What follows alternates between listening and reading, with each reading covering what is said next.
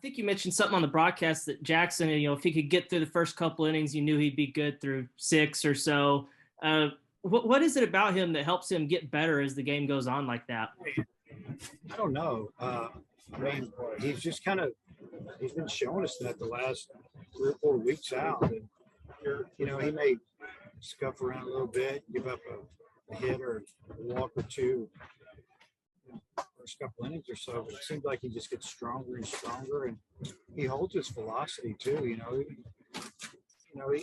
though he was tired there in the 8th, he was still throwing hard. His mechanics got off just a little bit, but it's amazing how he holds his stuff. If he's throwing 95 in the first, 97 in the first, he's doing it to get into 6, 7, and 8. But really, to answer your question, I don't know. It's just kind of what he does. And also, the way he's pitched with runners on base the last couple of weekends, did that maybe give you a little bit of a longer leash for him there in the 8th, where you left him in a little bit longer? Yes. He's earned our trust, obviously, because he's shown that he can get people out with runners on. And Coach Hobbs and I talked about it just a little while ago that, you called it a leash, but it's we just give him more time because he's proven that he can get him out. We'd rather leave him in the game. So, especially knowing that a lot of times his 6th, 7th inning is better than his 3rd and 4th.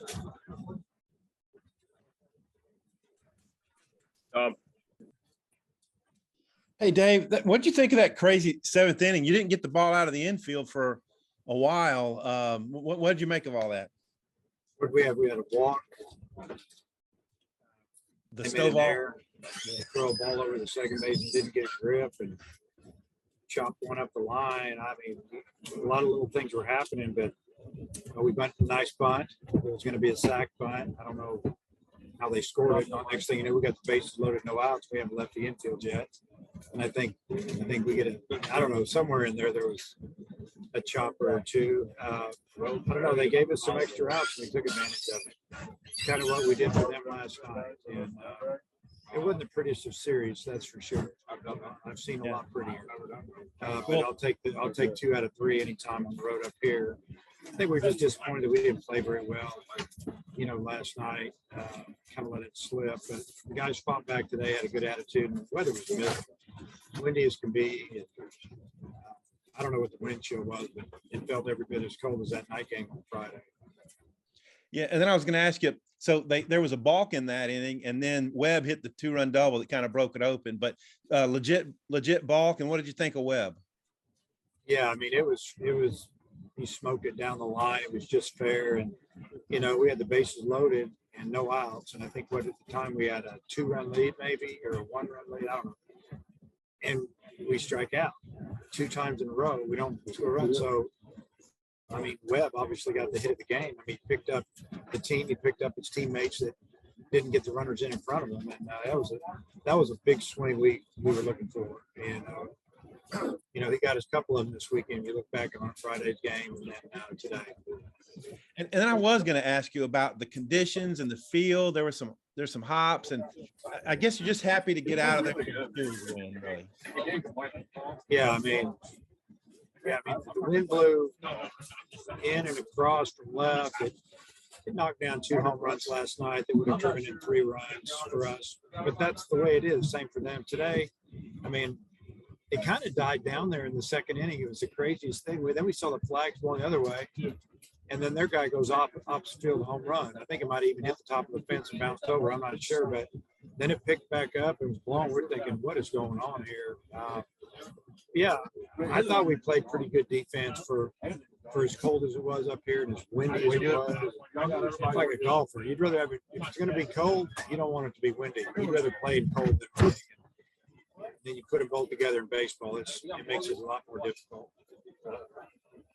How would I know? I don't golf.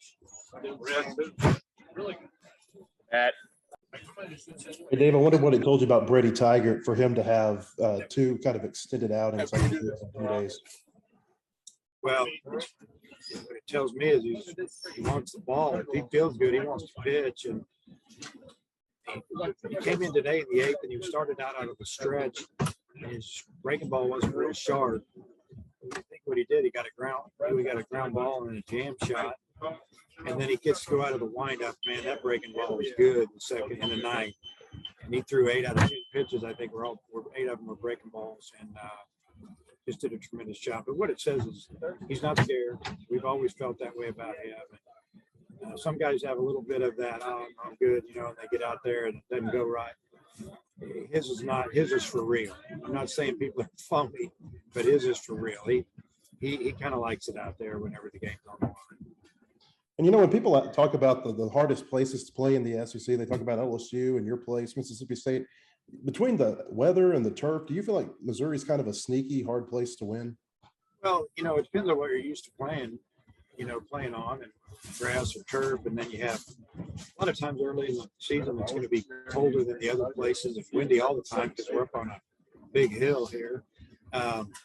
It's just then maybe you're used to playing in front of more people, or I don't know, it's just a different feel. But it is a difficult place to play, and Missouri's got a good club. And, I said that about Kentucky last week, and I saw where they scored about 30 runs the last 2 days, and that doesn't surprise me a bit. So the league is sneaky. You can't take anybody lightly in this league. And then the last one for me, just to win 2 of 3 when you're not playing your best. What does that tell you about this team?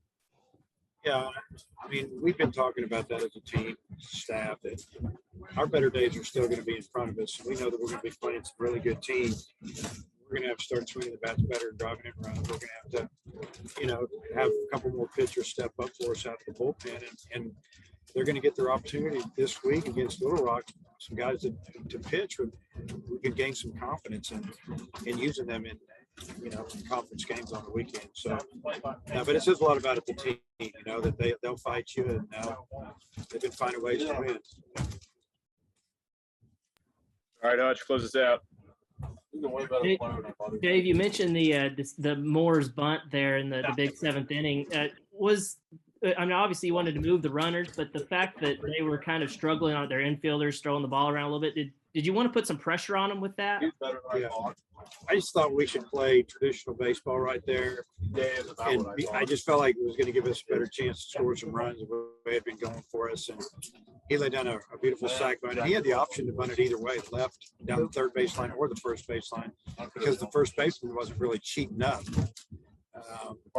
And he decided to go first base. It's easier for a right-hander most of the time. And yeah, they kicked it around, and I wasn't thinking they would boot the ball. I was just thinking I just need to do what you normally do in traditional baseball there and let it happen. And you gave Diggs the start today. How did you think he did at the plate? And then do you hope maybe that day off will maybe help Slavens get back on track? I thought Kendall swung the bat pretty good. He just missed a couple of pitches, single up the middle. I think he's the one who got us going, and I think we scored 2 runs that inning. I think we might have had a leadoff walk or hit, and then he got a base hit up the middle, and those 2 runs came around to score. But and Brady took really good batting practice today, had a good attitude. So hopefully this week he can get it going a little bit.